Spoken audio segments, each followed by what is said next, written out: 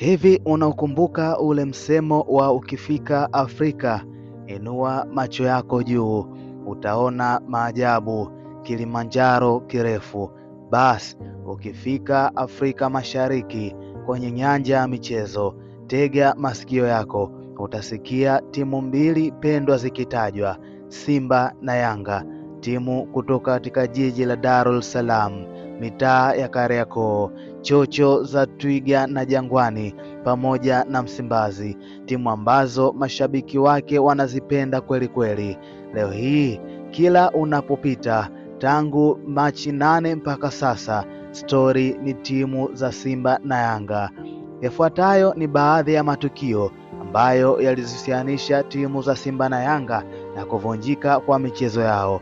Je, ni nani anaongoza kwa kukimbia uwanjani?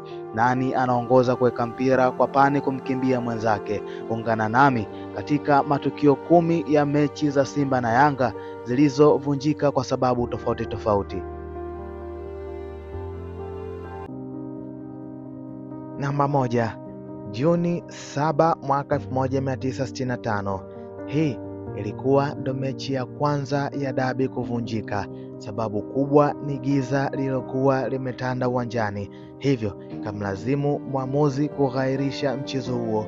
Mchezo ukapangiwa tarehe nyingine kwa ajili ya kurudiwa, lakini Yanga wao wakagoma. Novemba 5 mwaka 1966, mechi ya pili ya dabi ilivunjika, huku sababu kubwa ikiwa ni mchezaji wa wananchi Dar es Salaam Young Africans kuonyeshwa kadi nyekundu. Yanga wakagoma kuendelea na mechi. Mechi ikapangiwa tarehe kwa ajili ya kurudiwa. Viongozi, wanachama na timu nzima kwa ujumla wakagoma kurudiwa kwa mechi hiyo. Namba 3 ni Machi 3, 1969. Simba walikuwa wametoka kukata rufaa kwa ajili ya mchezo wao dhidi ya African Sports ya Tanga, TFF. Wakati huo ikitambulika kama Fati, ikapiga chini rufaa yao Simba kwenye kufikisha ujumbe wao, na wao wakachagua kugomea mchezo wao dhidi ya wananchi Dar es Salaam Young Africans. Hii ikawa ni mara ya kwanza kwa Simba kugomea kucheza mechi ya dabi. Namba 4 ni tarehe 26 mwezi wa 9 mwaka 1992. Simba waligomea kucheza mechi ya dabi, huku sababu yao kubwa ikiwa ni maandalizi ya mechi zao za kimataifa. Namba 5, tarehe 26 mwezi wa 2 mwaka 1996, Yanga na wao wakagoma kwa mara nyingine, huku sababu kubwa ikiwa ni tayari wameshakuwa mabingwa, hivyo hawakuona umuhimu wa kucheza mchezo huo, maana haukuwa na faida yoyote kwao ukizingatia ubingwa tayari walishautwaa. Julai mwaka 2002, kwa mara nyingine Yanga waligoma, huku sababu kubwa ikiwa ni Saidi Maulidi aliyezuiliwa kucheza mchezo huo kwa taarifa za kwamba hakuwa raia wa Tanzania, na hivyo ikapelekea wananchi kugoma kucheza mchezo huo. Namba 7, 2008, Kagame Cup.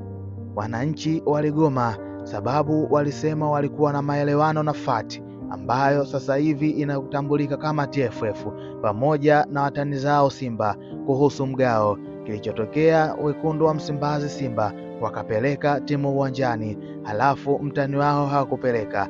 Yanga wakaona watani wao ni kama vile wamewasaliti, TFF pia ni kama vile wamewasaliti, kwani tayari walishakuwa na makubaliano maalum kuhusiana na mgao unaotakiwa kufanyika. Namba 8, ngao ya jamii mwaka 2009. Simba waligoma, huku sababu kubwa ni kwamba hawakupata zawadi ya ligi kuu. Namba 9, tarehe 8 mwezi wa 5 mwaka 2021, bodi ya ligi walibadilisha muda wa mchezo kutoka saa 11 jioni hadi saa 1 usiku. Yanga wao wakapeleka timu saa 11 jioni, Simba wao wakapeleka timu saa 1 usiku. Mechi hii ilipangiwa kurudiwa tena na hatimaye mechi ya dabi ikafanyika. Tarehe 8 mwezi wa 3 mwaka 2025, Simba waligoma, huku sababu kubwa ikiwa ni kuzuiliwa kufanya mazoezi katika uwanja Benjamin Mkapa, kama ambavyo kanuni inawaruhusu timu mgeni kufanya mazoezi katika uwanja siku moja kabla. Hii nayo ikapelekea mechi ambayo mpaka leo imezua sintofahamu. Unadhani mwarobaini wa hili gonjwa ni nini? Mimi sifahamu, nasubiri maoni yako. Na ulikuwa nami The Real Abdul Farid Garincha.